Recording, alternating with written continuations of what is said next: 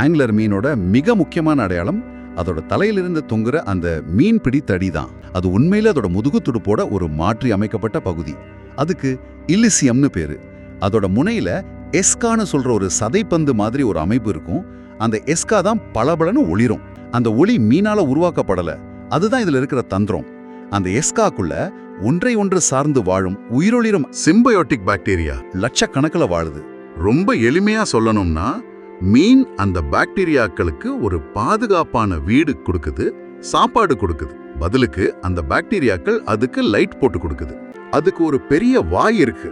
அதோட பற்கள் உள்ளேதிக்கு வளைஞ்சு மடக்கக்கூடிய வகையில இருக்கும். அதாவது உள்ளே எளிதா போகும், ஆனா வெளியே வரவே முடியாது.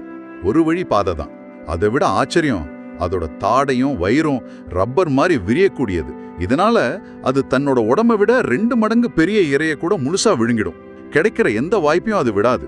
விலங்கு உலகத்திலேயே இது மாதிரி ஒரு விசித்திரத்தை பார்க்க முடியாது. இதுக்கு பேரு தீவிர பாலியல் இருவகைமை, எக்ஸ்ட்ரீம் செக்ஷுவல் டைமார்பிசம். பெண் ஆங்லர் மீன்கள் சில அடிகள் வரைக்கும் பெருசா இருக்கும்.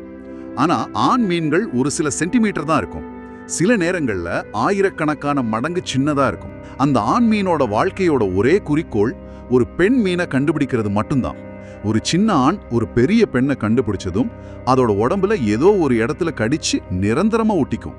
நாட்கள் போக போக அவனோட ரத்த ஓட்டம் அவளோட ரத்த ஓட்டத்தோட கலந்துடும். ஆண் தன்னோட கண்கள், செரிமான உறுப்புகள்னு தேவையில்லாத எல்லா உறுப்புகளையும் இழந்து வெறும் ஒரு ஜோடி இனப்பெருக்க உறுப்புகளா மட்டும் சுருங்கிடும்.